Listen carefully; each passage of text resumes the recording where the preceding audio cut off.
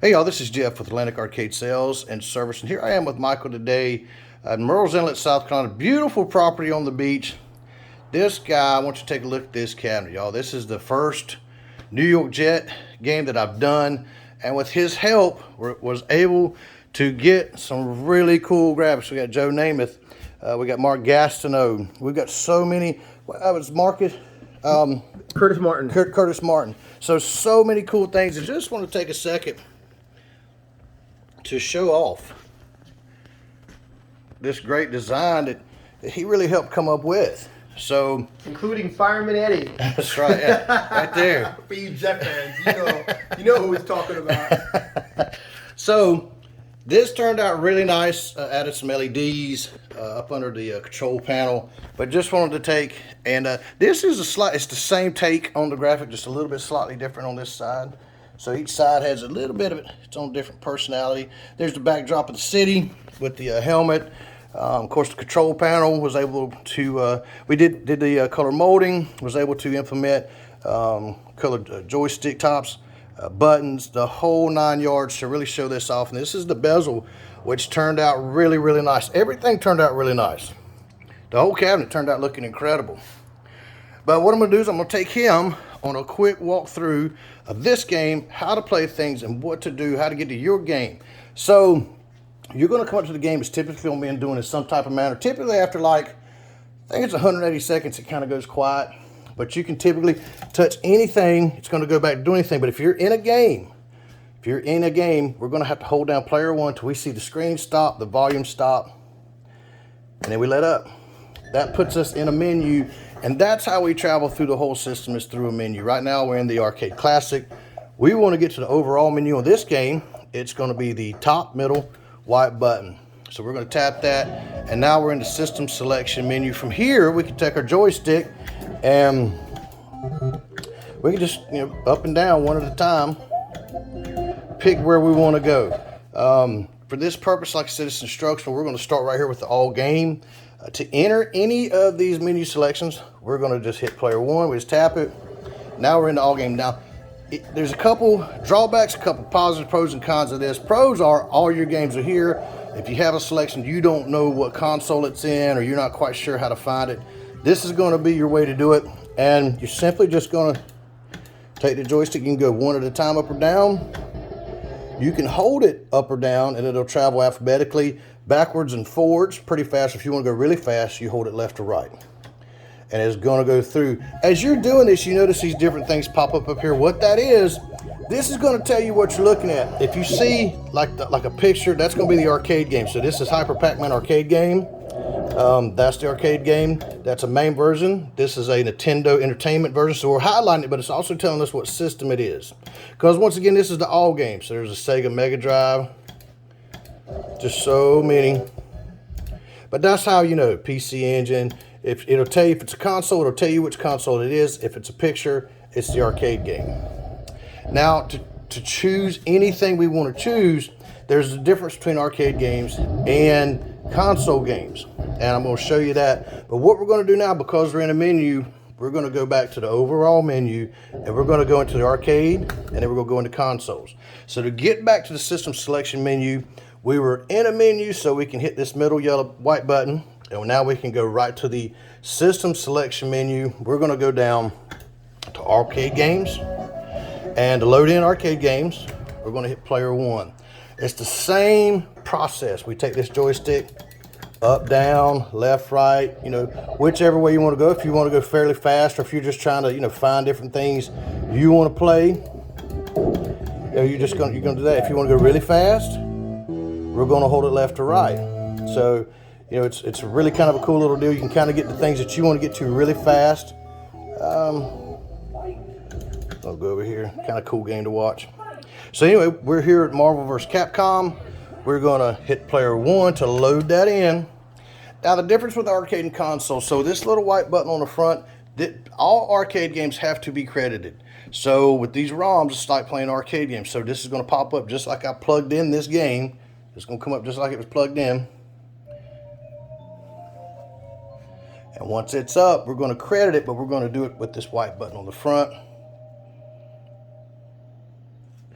And while we're waiting up there, this is where your volume control is. So this is a 60 watt Pyle amp pushing a dual 6x9s. The far right button is going to be your overall volume. You've also got bass and treble next to it. So here we are on an arcade game. You also have to watch, some of these games take 1/4, some take 2. So there's half credit, there's a whole credit. So we're loading in the credits, and then when we're ready to play, we can hit player 1. If we want to load in player 2, we hit player 2. And so I'm just loading into play. At any time where, this is a cool game.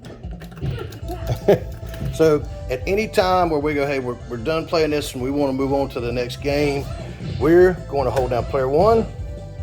You'll hear the sound stop, you'll see the screen stop, and now you're right back out into the menu.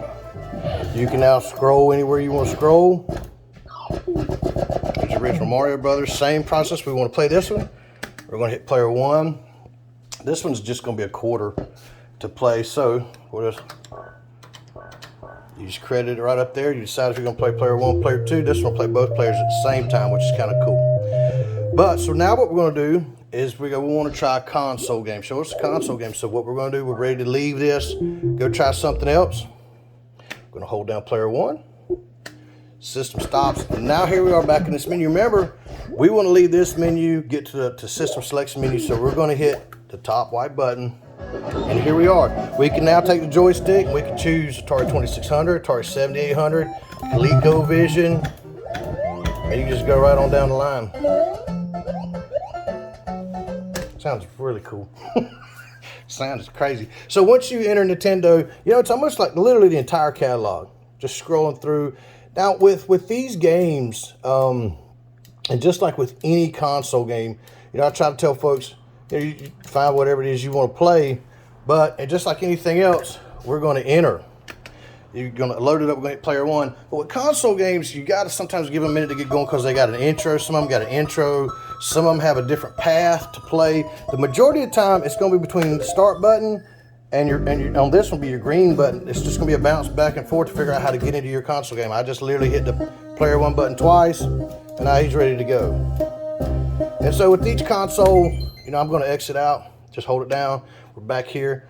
Going to go back to the overall menu from the Nintendo menu. So we're going to hit the top yellow button. So each one is just a little different. Like it's PlayStation. So we're going to hit player 1, load in PlayStation. And so, you know, just different things have different paths on whatever it is you want to play. And so you just load, everything's loaded in the same way. It's loaded in with player 1. With the consoles, you're just waiting for these games to do the little thing, you know, just like you turned it on or plugged it in, so it'll start up. And once you get there, it's just figuring out the path with the consoles. It's either player 1 or the green button, and you just kind of, that's the trick with those, is just figuring out your path. So I just hit player 1. So now it's going to allow me to choose arcade mode, you know, whatever mode. Hit player 1 to load it. So I'm just literally just walk through doing. So then the green button once we get here to choose. So each one's got a little path that you figure out with each console. Round 1. Fight. And that's